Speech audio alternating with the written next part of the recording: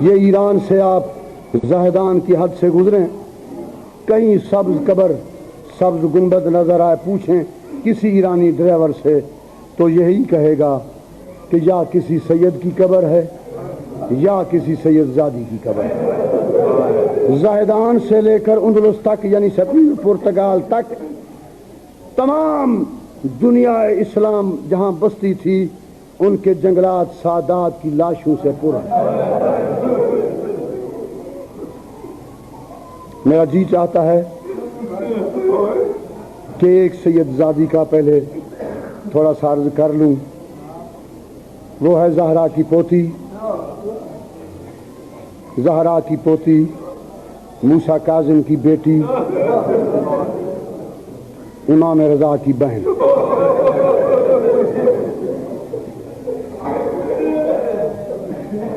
جو لوگ تازہ زیارت کر کے آئے ہیں، امام رضا علیہ السلام سے پوچھا گیا حضور آپ کی زیارت کا کتنا ثواب ہے؟ سرکار نے بیان فرمایا میری زیارت کا ثواب بہت زیادہ بہت زیادہ بہت زیادہ۔ عرض کی حضور اگر آپ کی زیارت پر ہم نہ پہنچ سکیں، سرکار نے فرمایا اس کی متبادل میں آپ کو ایک زیارت بتاؤں۔ وہ کم کے بسنے والا بندہ تھا، حضور نے فرمایا ایک قبر کم میں بنے گی اور وہ میری بہن کی قبر ہوگی، اور جس نے میری بہن کی قبر کی زیارت کر لی میدان معاشر میں وہ میرا زوار ہو کر اٹھے گا۔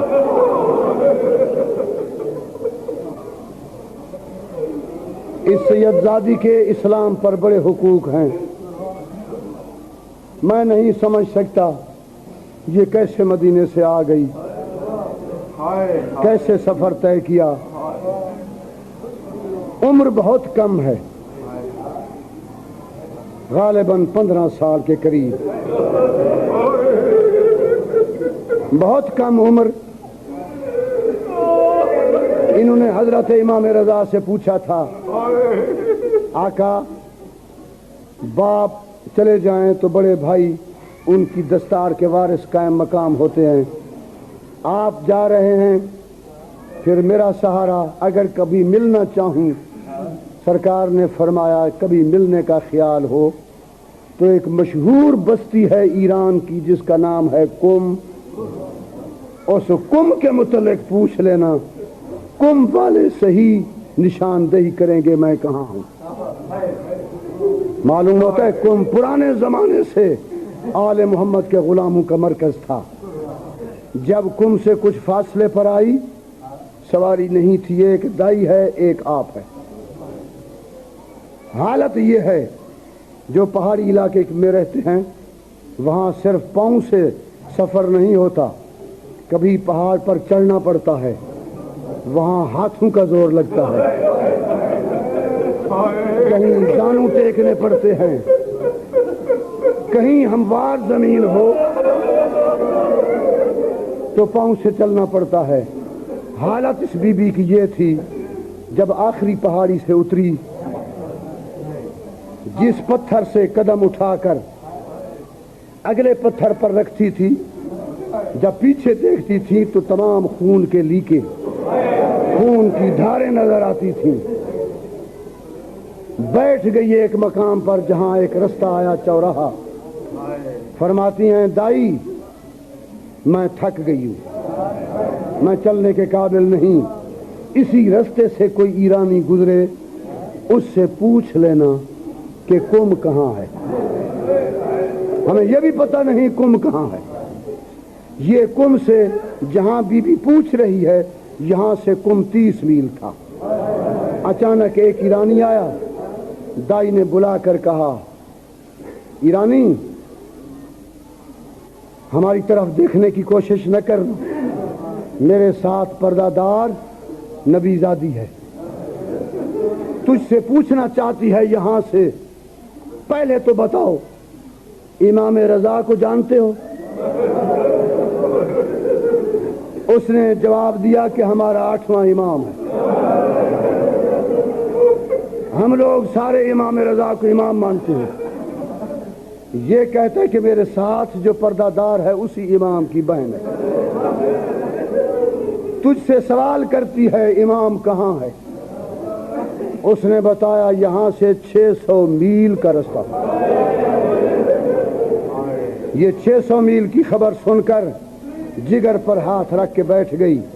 فرمایا اس سے پوچھو کم کہاں ہے؟ اس نے بتایا یہاں سے 30 میل. فرماتی ہیں کم تک پہنچ جاؤں گی، اس کے بعد مشکل.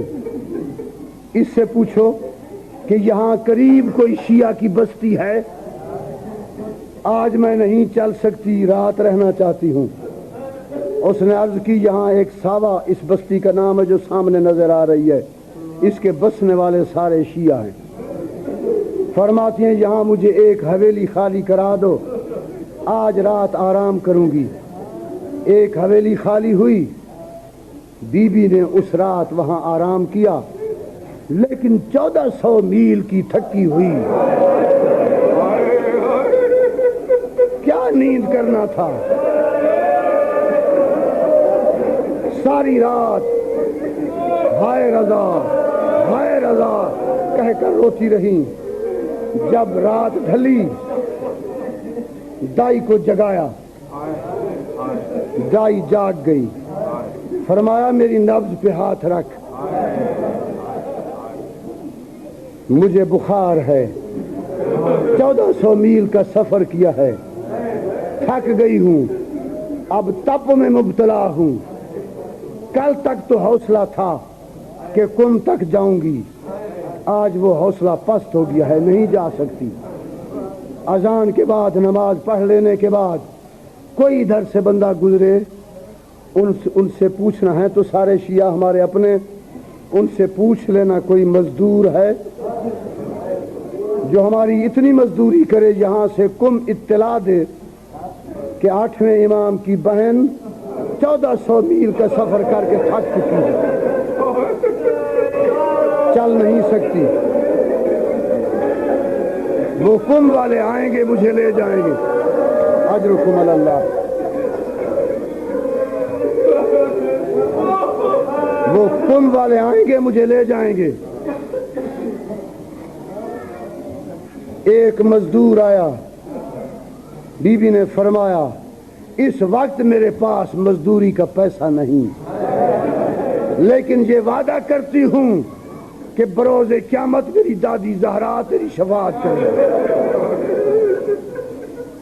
صرف کم والوں کو اطلاع دینی ہے کہ شہزادی 1400 میل سفر کرنے کے بعد تھک چکی ہے، نہیں جا سکتی پیدل، مجھے لے جائیں. کہتا ہے کسے اطلاع دوں؟ فرماتی ہیں وہاں کا نام ور رئیس شیعہ موسیٰ ابن خزرج، اس کو کہہ دینا. اطلاع ہو گئی. موسیٰ نے کم میں اعلان کیا، وہاں سے عورتیں تیار ہوئیں، وہاں سے مرد تیار ہوئے. شام تک سارے پہنچ گئے، عورتیں اندر داخل ہوئیں. دیکھا معصومہ سید زادی بستر علالت پہ ہے، کوئی پاؤں چومتی ہے، کوئی ہاتھ چومتی ہے، کوئی پیشانی چومتی ہے، اور رو کر کہتی ہے ہائے بی بی تیرے 18 بھائی ہیں، اتنے دور و دراز کے سفر میں کاش تیرا بھائی تیرے ہمراہ ہوتا. بی بی نے فرمایا آباد رہو، ہمیں نانے کی امت نے اجاڑ دیا ہے. ایک تنہا اماری پہ بی بی سوار ہوئیں. موسیٰ ابن خضر نے فرمایا مردو دور ہو جاؤ، یہ ہے زہرا کی پوتی، اس کے معمل پر بھی کسی غیر کی نگاہ نہ پڑے، نگاہ نہ پڑے. مرد دور ہو گئے. مستورات کا ارد گرد حالہ تھا. پہنچی کم. کم کی عورتیں چھت پر چڑھی، کم کی عورتیں، لیکن ہر بہن کی اپنی قسمت. حسین کی بہن شام میں پہنچی اور عورتیں چھتوں پہ چڑھی. امام رضا کی بہن قم میں پہنچی اور عورتیں چھتوں پہ چڑھیں، لیکن بڑا فرق ہے، شام کی عورتوں کے ہاتھ میں پتھر تھے، قم کی مستورات کے ہاتھوں میں خاک شفا کی تسبیح تھی۔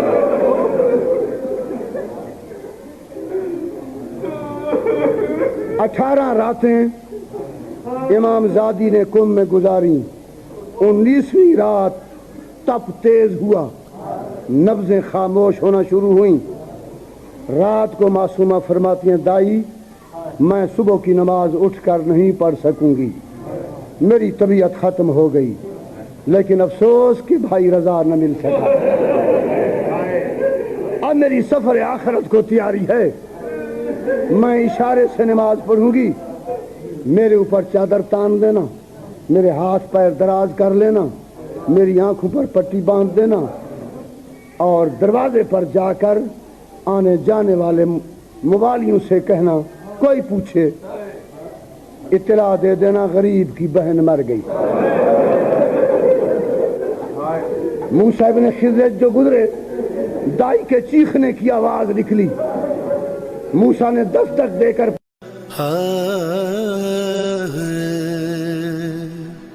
حسین بانٹ رہے ہیں نجات لے جاؤ۔